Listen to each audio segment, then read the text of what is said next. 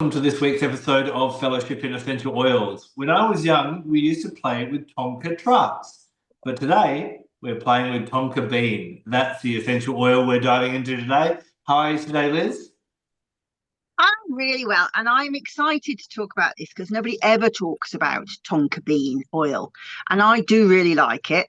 And it was quite interesting actually when I was looking for sources who had written about it. I was like, oh, everybody stays right away from this one. So let's be controversial and get into Tonka bean.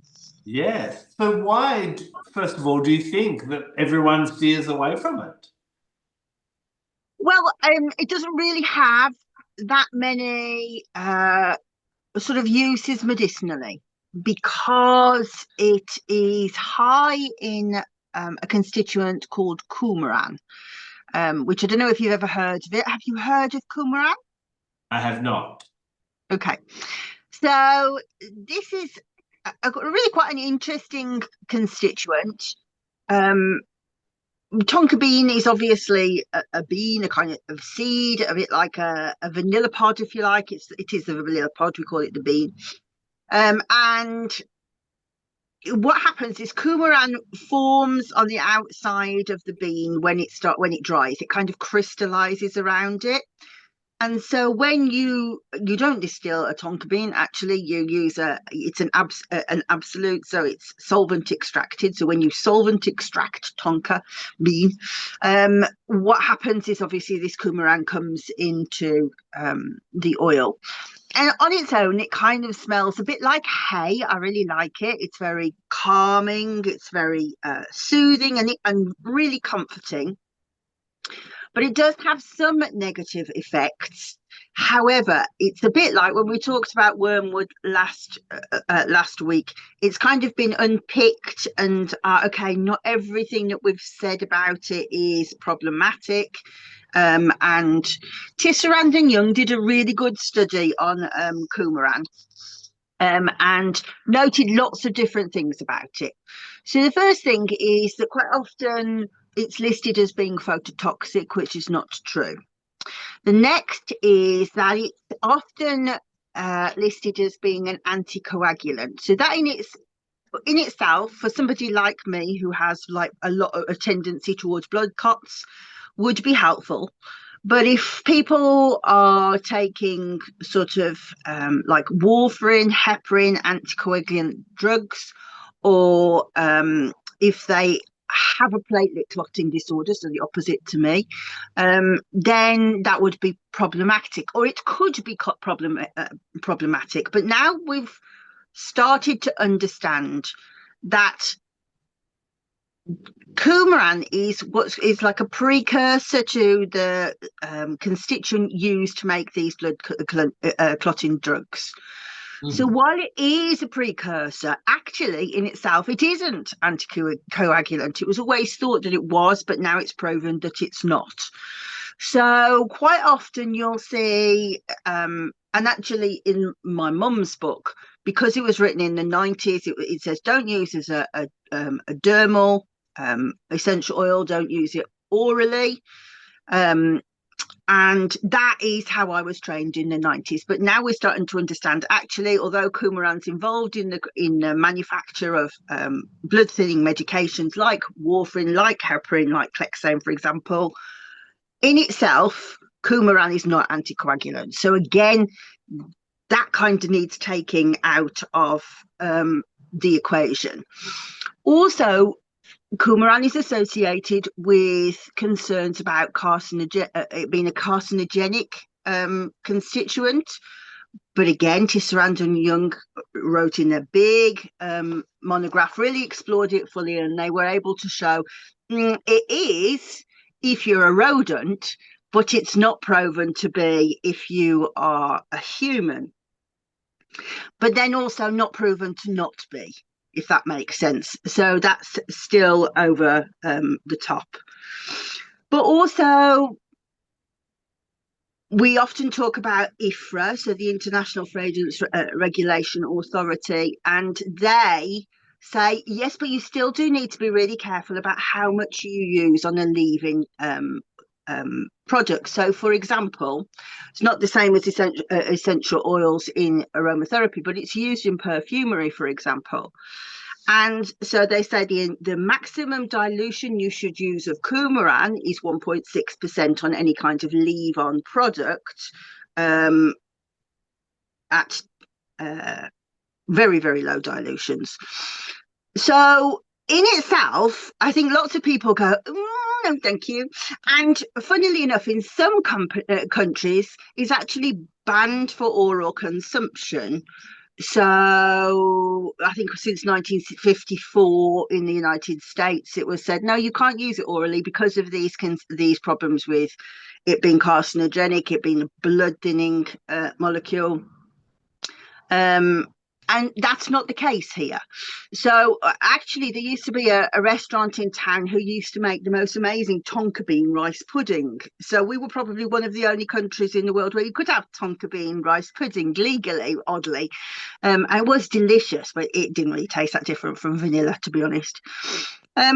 So whilst it does have these kind of issues associated with it, you can use it topically now, it's been decided, but only in really, really low dilutions. And to be honest, it's so strong, you wouldn't really want any more than about 1%, 2% tops. And really, there aren't that many physical reasons to use it. It's not that good for the skin. It's not that good for anything medicinally, to be honest with you. Its effects are on the emotional body. So before we go on to that, do you have any questions about that? Well, no, one thing I was going to add, as you said, there is not a lot written about Tonka Bean, so I kind of allocate my time to bump up the knowledge before we jump on an episode. And I did find that, yes, you're absolutely correct. It's banned in the United States, but there are some restaurants who have snuck it in. And someone said they've had the best creme brulee they've had some Tonka beans in it, type of thing. So if you're in the USA, you might be able to find it somewhere. But yeah, for the reasons you mentioned, not allowed in there still, which is really interesting. And it is delicious, but it's not so delicious that I'd want to break the law over. Do you know what I mean? It's just, it's one of those things that is just a novelty nice. But the oil itself smells sublime. It really does. And it has a hypnotic quality. And actually, I was looking in the Fragrant Mind to see if Valerie Woolwood had written anything about it, and I found she's written something on page 316. I was like, rush over, and it's just got one mention in that little list, and she's just got it under hypnotic because it does have that quality. And my mum wrote about it, as I say, so Jill Bruce in The Garden of Eden. And she talks about how it's got this sort of velvety appeal. And I love that word because that is exactly how it feels to me. It's kind of very deeply luxurious. And although you can smell the note right up high, it's got a really low dimension to it too. And she calls it, and I've always remembered this, the oil of the courtesan. And so these really highly trained, subtle prostitutes, if you like, And I really thought about this when I was doing the Melissa work, and the Aphrodite of Eric's Melissa were these courtesans in Greece. They were called Hierea, and they were very well. It's written extensively that they were very well read. And they were very intellectually stimulated, and they would go to, even though in one thread of wisdom is that women were not allowed to go out without their husbands. Sometimes you'll see in writings about sort of gatherings, in particular like Socrates, you can see that the Hierea were there. They were there as like escorts, but they were clever ladies. And when I was doing that work, I was really trying to find other references and dimensions that would help me to understand these women that I had no connection to at all, to be able to write about them. And there was a lady called Sharon Rose, which she's written a book called the Path of the Priestess. A beautiful, beautiful book if you wanted to find it. It's on Amazon. And she also has quite a lot of YouTube videos, but they're very old, so you have to really kind of dig deep in the archives to find it. But Sharon Rose is a temple dancer, and she has a huge body of work where she's trained all over the world with these amazing sort of particularly Indian dancers, but then also come over to the Western world and helped in like drama productions and things like that for people to learn how to express the goddess.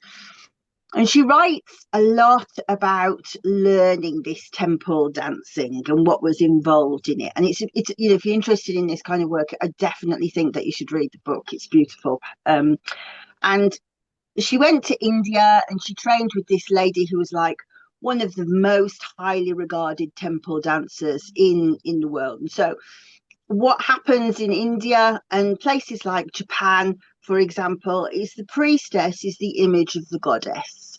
And her job is to bring the goddess into the temple.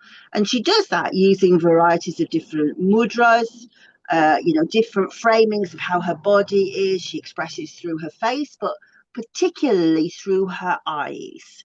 And so she shows you all these different ways of training your eyes to look different ways, of what angle to look at to be able to bring the goddess through. Really fantastic body of work. And it really made me think about Tonka Bean when I was watching, about how these priestesses knew exactly the angle to lift their eyelids and where to place their gaze to be able to be seductive, but also to be the goddess in the company of these highly wise and clever men. So it was as if the goddess was in residence with them. And so yeah, this kind of channel of information of the divine feminine, but the deeply sensuous aspect, like we would see, for example, we in Babylonia with the priestess being the goddess, and the king would have sexual rights with her to be able to bless the land, to fertilize the land.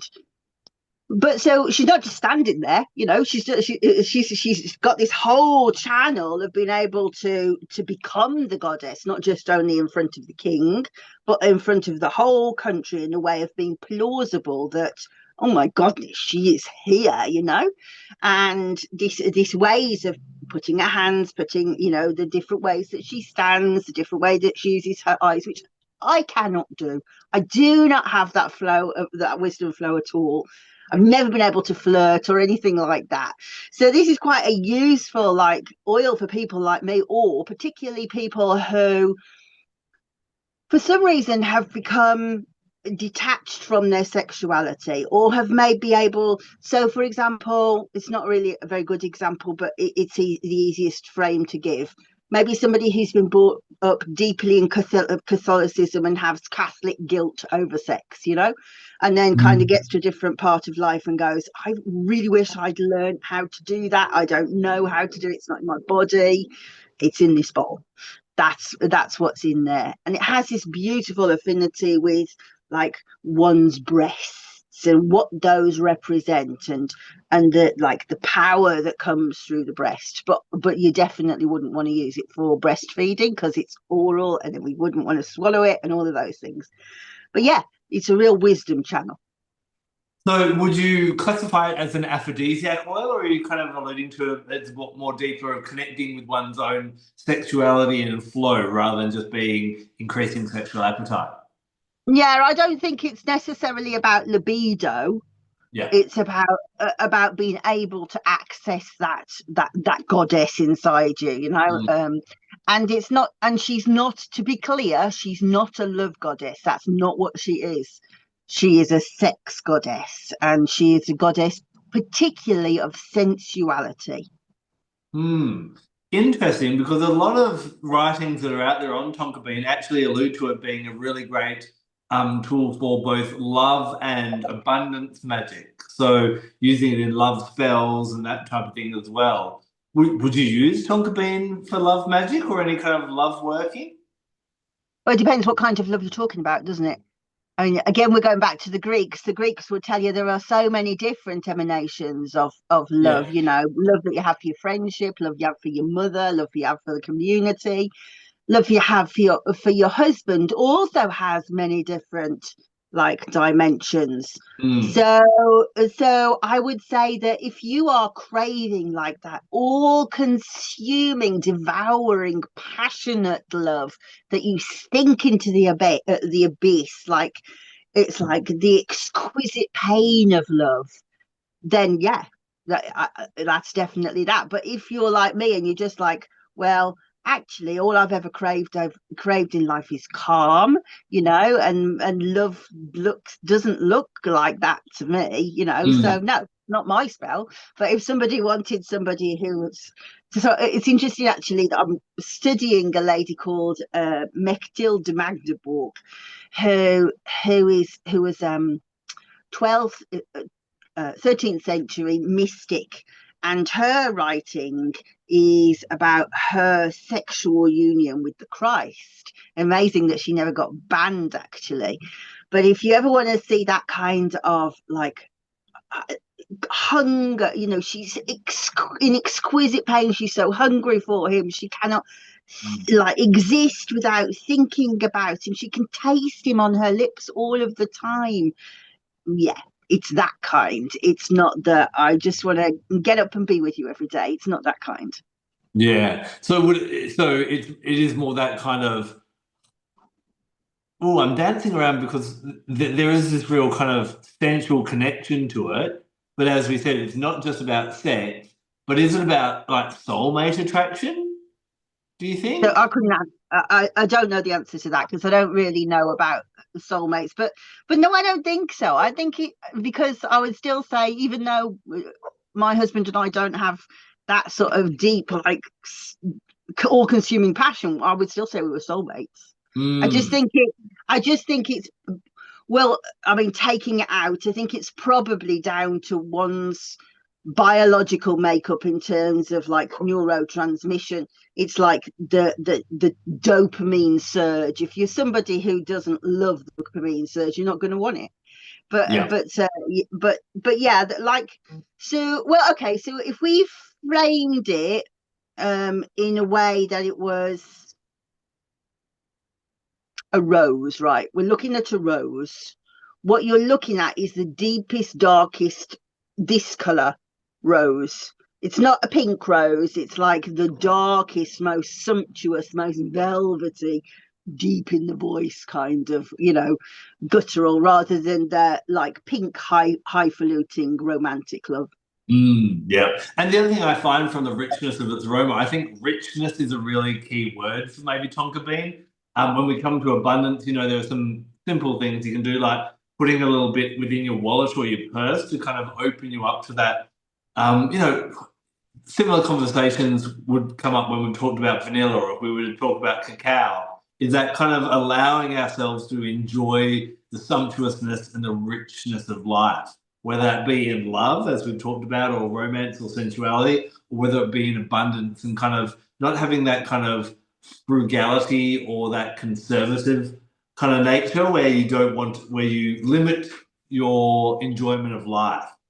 And so I think it's a really great oil for us to work with in this day and age where we are often, so focused on achievement and, getting things done and that rather than just the enjoying, we see it on all the beautiful quotes that we might see on social media about, it doesn't matter how many hours you work, it's about how many rainbows you see and that type of thing.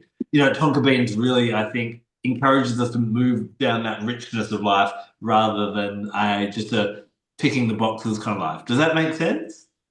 Yeah, I would say that was true. And if you were to build an altar to Tonka Bean, Hmm. what it would look like would be really deep pile, rich velvets, dark, rich colors, and like they've got this like slow vibration, a bit like vetiver, if you like, slow down, sink into it. And if you were to kind of give it a personality, if you to give it a personification, it's got to be Marilyn Monroe. You know, the way that she is absolutely magnetic to watch on screen. You can't actually put your finger on what she's doing, although it is in the eyes, the same as the priestess. But there's just something about the fact that she's not just exuding sex; she is sex. You know, it's that kind of quality. Would you say it's a feminine oil over a masculine oil, or does it have? Yeah, Yeah, yeah, yeah, for sure. And it's yeah. yeah, and it is like so good for women who are detached from that part of the femininity, because again, femininity has many aspects, you know. I'm a very feminine person, but my femininity is as much to do with hanging out the washing as anything else, you know. But Tonka Bean would say, excuse me, we have no washing to do. Yeah, I'm sure that everything that Tonka Bean owns goes to the dry cleaners, for example. You know, it's like very luxurious, very like special occasion all of the time. There's nothing domestic about it. How would you compare it then in its sensuality and its richness compared to vanilla or cacao? So, well, as you know, I hate cacao in every way, shape, or form. Um, and actually, so let's just go there for a second. The reason why I hate it is because it's like so caffeine-y that it's so stimulating. It bangs me out of my skull.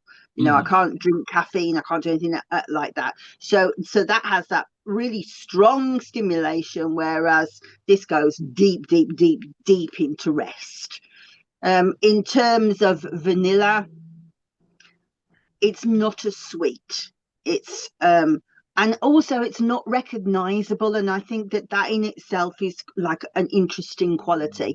If you wore vanilla, people would go, oh, you smell nice, but they'd know in their head, oh, it's vanilla, and they've got their own associations with that, you know, whether that's like a magnolia paint and oh gosh, she's so vanilla, she's boring. Whoever thought of that needs shooting. But but it has that associations with it, whereas Tonka Bean, you would go, what is that? You know, you would just be like, God, I'm just, because it's hypnotic, you're gonna get drawn into it, but also it's got so many levels to it. You can smell so many different levels, even just in the blend without it be in the oil without it being blended with anything. It's mesmerizing. You go, I don't know what that is. And it's got so many different facets. So yeah. I do want to ask you, you mentioned before that, you know, Tonka Bean, not so much a physical oil, you would use it emotionally. You know, for the emotions and for mental well-being, you would think that this would be a great oil to help you. You know, people would come to aromatherapy most often when they are looking for, there's too much in their mind, you know, they feel like they're losing control and they can't keep up and they just want to relax. Now, but then you've also described Tonka Bean as being hypnotic, which would kind of, to me, allude that it takes control away from us.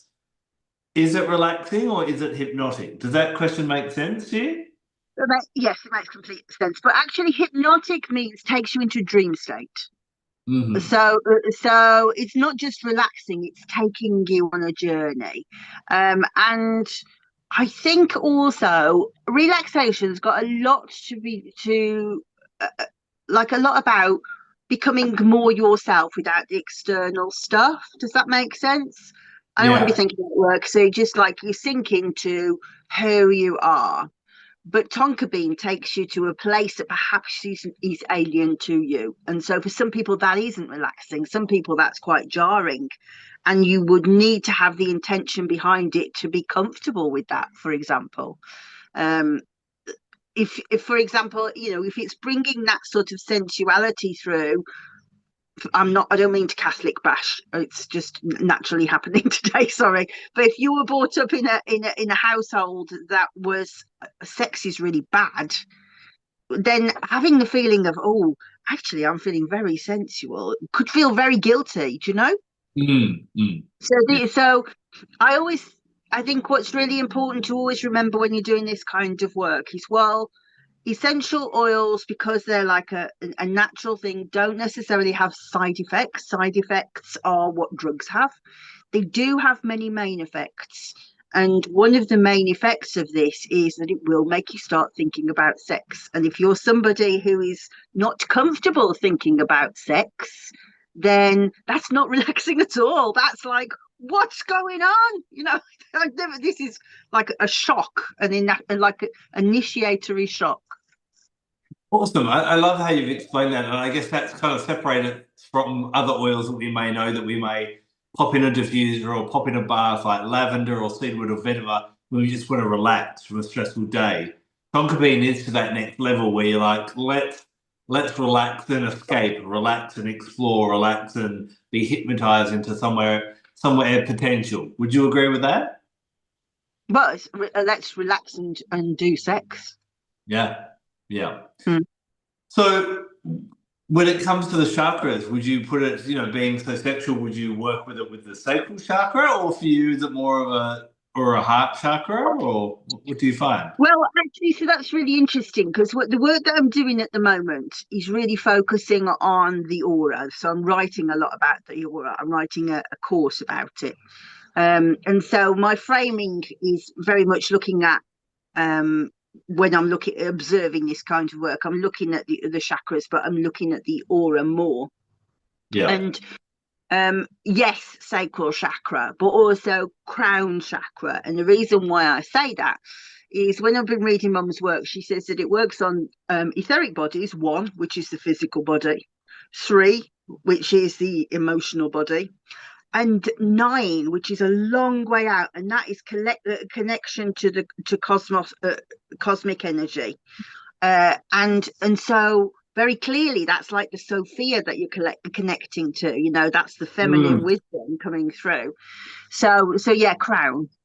Okay, gotcha. Yeah, I do tend to lean towards the heart just for that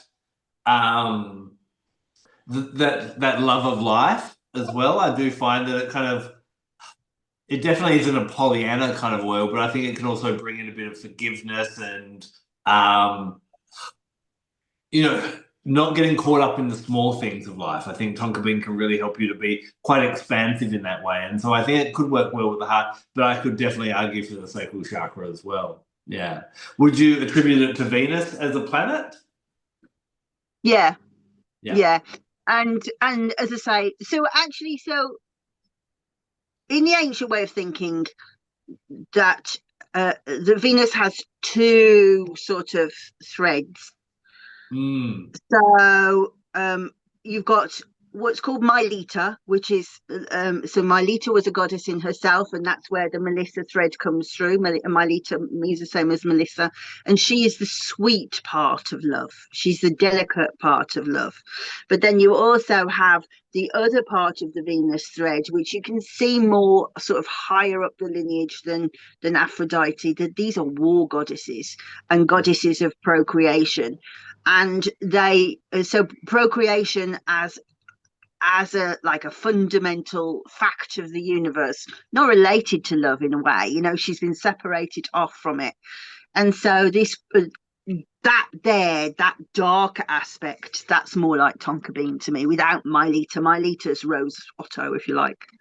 Yeah, very much so. Yeah. In my when I was going through the notes on my laptop, I kind of discovered my first attribute Tonka Bean to Neptune, I guess because of its hypnotic way. But then I've kind of shifted towards Venus as time has gone on as well. I would agree with Neptune because it does make you dream, and things that are hypnotic are by definition they are Neptunian as well. Yes. One of my favorite things to do and work with the oils is by massaging one of the soles of my feet when I go to bed. There are different oils that are great for the immune system or can help you relax. But there's a set that, I've listed some before. Gardenia, Blue Lotus, Vetiver can do it. Buddhawood does it really beautifully. Some people find marjoram that make you dream. And I'll be curious, I haven't tried Tonka Bean, whether that one would also have that kind of increased dreaming effect on you. Yeah, definitely does, and they are sensuous dreams. Yeah. Now you've obviously got a bottle in your hands there. How do you use that? Is it more just working with it and smelling the aroma, or is it? Oh, this is so old. This is out of the boxes. This is out of Michael's boxes. So that's like 40 years old. I don't. You know, I did use it when I was doing the research on the Melisai, and I was trying to understand the Aphrodite of Eryx. I knew that this was the courtesans, and so I did dream with this for quite a lot. But unless I feel like, oh, we have a date and I really can't be arsed with it, right, get yourself into gear. You know, you're sitting with it. But apart from that, no, I don't. So some people may have, as they've listened to our conversation, decided, oh yes, this is an oil that I really want to get my hands on. But who would you refer Tonka Bean to? Only really priestesses, or perhaps if somebody was recovering from sexual abuse, or they found that they were really disconnected from their femininity and from that point of view, and this was like a critical thing that was happening, and they wanted to be able to sort of rebirth a different aspect of it.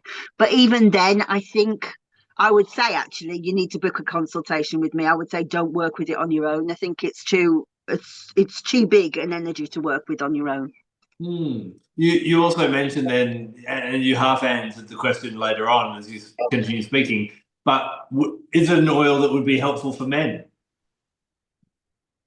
Presumably so, but not being a male and never having encountered anybody who's used it who is male, I can't answer that. But I can't see a reason why not. My intuition is that it would probably be better for gay men than for a big like alpha straight man, because it's such like a feminine feeling Mm. to it. Do you know what I mean? It's not like if you were looking for like a really sexual male oil, you'd probably go vetiver or argwood or oud, or even like nutmeg, something like that. I don't think that this is really a masculine oil in its own right. Although it could be, I find it could be useful for men who want to connect more with that feminine side, or that, have grown up with that kind of framework where they need to be rigid and the provider and just do your job and not luxuriate in the richness of life. I think it could be helpful in those cases. Possibly so, but then I guess the answer is, how easy is it to get your hands on? I don't think it's very easy to get hold of. Mm. Is it inexpensive? No, it's really expensive. So there would be, I can think of better oils to do that with, but I think you're quite right that you could use it that way. Yeah. Well, we've dived into another amazing essential oil. Tonka, where I've come across it most is it's often used in blends. I find it must be because it just brings in that little kind of sweetness into a different blend with a whole bunch of other essential oils as well. But I think on its own, hopefully for some people, we've captured their imagination, and it could be a brand new oil that can unlock something they've been wanting to release for a long period of time. So we'll be back next week, and we're going to dive into another gift of Mother Nature. Until then, take care and blessed be. Bye bye.